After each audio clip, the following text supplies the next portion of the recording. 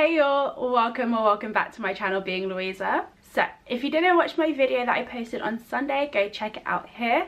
But that was basically a quick rundown of how everything was going, in the sense of how I felt, because it was my first week and I was super excited. You could like see the excitement, and I filmed that at the end of my first week of placement, so you could really get that excitement and those emotions. But today I'm going into my second week of placement. I'm on a 3-day break right now, so I'm on my second day off and I'm so exhausted. It's ridiculous how tired I am. I was so confused by that, but one of the dads was like, you're using your brain a lot, you're gonna get tired. And I was like, oh, okay, that makes sense. Because I was like, why am I so tired? I have no reason to be this tired.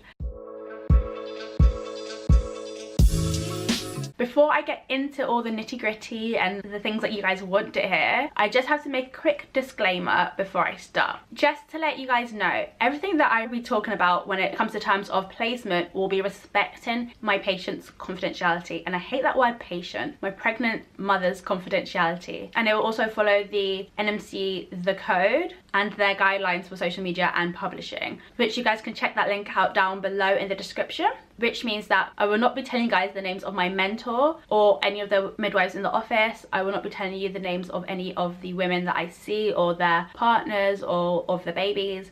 No names whatsoever, and also no locations whatsoever will be disclosed. So that's why I will not be telling you guys what trust I'm in, what hospital, or the location where we're based. I will not be telling you guys any of those names or locations, just to keep that confidentiality and privacy. I am also going to be vague and be jumbling up the order of things happens, just because I don't want anything to be identifiable and for the sake of confidentiality. But otherwise, I cannot wait to share with you guys what's been happening. It's funny because even though every woman and every situation is different, it is kind of the same, which is pretty awesome. That makes me able to share it with you guys. So let's get on with it. If you guys watched my video from Sunday, you will know that this book here is filled with notes. A lot of it is things that I need to remember, like if a woman comes in for her 40-week appointment and she has a little bit of blood in her urine analysis, that's totally fine. It's just the cervix doing what it needs to do to open up. So like little tips and little things like that, I have loved learning. And I've also got like a little page of things to look up and things I have looked up, normal ranges for blood pressure, pulse and temperature, and how it changes during pregnancy and just after pregnancy. But let's get onto the diary section of my book. My mentor is amazing. I have lucked out on my first ever mentor. I have her for basically the whole entire time. She's, you know, when someone's just so nice, like I do get socially awkward, and I was like so nervous the first day, but as soon as I got there and I met her, I was like calm. I was chilled. She was just lovely. The one thing she taught me that day, which is like the thing that I learned on the first day, is that I need to have confidence within myself and within my skill set and within my knowledge that I have. I need to have that confidence, and I need to just be like, I got this. But it's hard to be like that when you've only had one lesson on a skill that you're supposed to now know and carry on. It's very hard to do that, but that is one thing I have taken away from her on that first day. What happened was I had watched her take blood pressures, and then I was taking someone's blood pressure because it was my first one doing it outside of skills. I was obviously nervous and I was like, oh, is this gonna be right? Oh, I don't know. Or if I get it wrong. I was like so nervous and I was like, I think it's this. And my mentor checked it and she was like, yeah, you're right. It was different by like 2, but it is a subjective thing. Like all these skills that we learn are subjective. So yeah, so she was like, you're basically right. Don't doubt yourself. Like you've got this. And after that, every other woman I did, she did not double check them because I said them confidently. And I was like, I believe this is that. And if I wasn't sure or if I couldn't hear it, I would tell her. And I wasn't ashamed to be like, I'm not completely sure. Could you check this? Or I can't hear it. Could you check this? And so I love that. I love how she makes me comfortable, and she also wants to be like, no, you need to have confidence within yourself as well. Also, the way my placement is laid out, which actually it's like of a lot of my friends in other hospitals and different community teams. So I'm on community, if you don't know that, which is so exciting. I feel so lucky because even though I haven't seen a birth, like a couple of other people who are on labour ward and birth centre have seen births. I am glad I'm not doing that because I think that'll be a bit too overwhelming. I like seeing them before and after they've had a baby, and I get to hold newborns and yeah.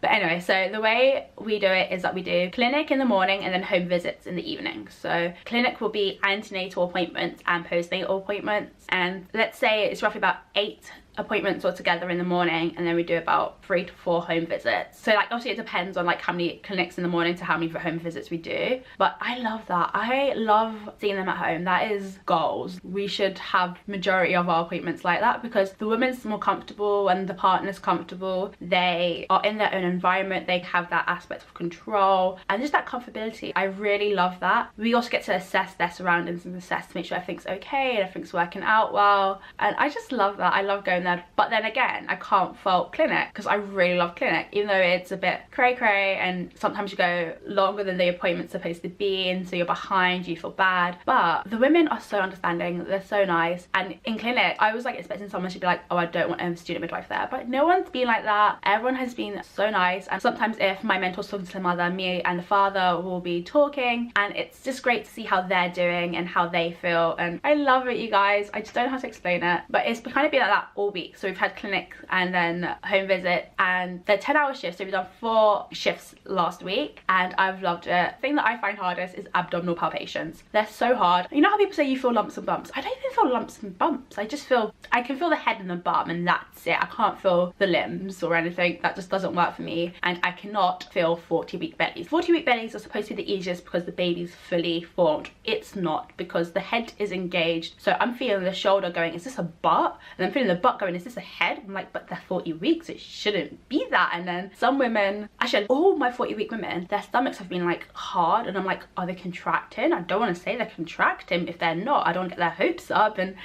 I can't do 40-week bellies. It's just not my thing. 28-week bellies, I can palpate and I can find the head and I can find the bum, but that's about it. I can't tell which way the back is right now. And I can also find fundal height. I can find perfectly fine, so which is the top of the uterus. I can find that and measure the uterus. I can do that really well. And I can do listening into the baby with the Doppler. The Doppler picks up waves from anywhere, but it's really fun to just hear the baby heartbeat. I'm like, oh, like my first couple ones, I was like, wow, that's amazing. And then when I found a 17-week baby, that's just crazy. Okay, so my mentor's like, don't worry, it's hard to find 17-week heartbeats because they have loads of space to swim around in the uterus. So I thought of a seahorse, because that's just what you do. But I obviously didn't say that to the women. I was just like, okay, if baby swims away, I'm sorry, I'll try and find a baby. And I did it, and some women cried, some women just smiled, but it's just so precious when you get to be in that experience, especially if their partners are with them and you see their reactions, and it just makes you go, this is why I'm doing this job, to like help facilitate this healthy pregnancy so that they can then enjoy this time and they can enjoy the baby to come. And I love it. I absolutely and utterly love it, and I want to cry because it's so amazing. It is truly a blessing and a privilege to be there during the pregnancy and just after the pregnancy when the baby's born. And I've seen so many gorgeous newborns. Later on in the week, one of the dads was like, here, hold the baby, and I was like, oh no, it's okay. They're like, no, hold the baby, it's okay. And I was like, oh my gosh, thank you. And I got to hold the baby, and I was like, I just got to hold my first newborn. And I loved it. I love all the experiences that I've been getting. It's amazing, you guys. So on my 2nd or 3rd days, I actually got to do my very first head to toe of a baby, and I got to write the notes, which was scary, but she was like, just do it, it's okay. If you need help, let me know and I'll help you out. But documentation is very scary. I wish you did a proper lesson on it, but every trust is different, so I guess that's why they didn't do it. But it's scary because I don't want to write something wrong and it's wrong in their notes. Yeah, so that's just scary doing documentation, but it was fun. It was nice to know that my mentor had that confidence in me to check the baby out and then write it up. And I've done that a couple of times, which is scary but fun. So I've only done that for postnatal checks, and I feel like it's just one thing at a time. But I am doing the mum's observations, which are blood pressure, pulse and temperature. And I have actually done some postnatal check on the mum, but I just haven't really written them down. And also during my first week, which was last week, I got my first dad who showed me their child's poo, as in they had taken a picture of their poo and showed it to us because they were so happy that it was yellow. And I thought that was so cute. It was really cool just to see that involvement and that excitement. But otherwise, being on community, I'm so lucky, and getting to experience these things and see all of these things and see it from so many different worlds, like the economical difference and also the age difference and the culture and religious differences. So crazy to see like how people from totally different spectrums all have a couple things in common. And it's not just just that they're pregnant or they've just had a baby, it's they have the same worries, or they have the same fears, or they are confident about the same things, or they are very much, this is what I want to do, and it's like exactly the same sometimes. And it's amazing just to see all these different aspects and these different like socio-economical backgrounds be united in these couple things, and I just love it. I absolutely love it, and I can't wait for the remainder of this week. I might be on call with my mentor, which means I might see a home birth if we get a call in the middle of the night, so I pray that I wake up for it, and I pray that I do get a call and I get to go. So wish me luck, guys. And yeah, so I hope this helped. I hope you guys now know what to look forward to, and I'll be filming week 2 sometime next week when I get a day off. And in the meantime, keep on being you. If you like this video, give it a thumbs up, comment down below with any questions or suggestions, and don't forget to subscribe to get weekly updates. Bye y'all.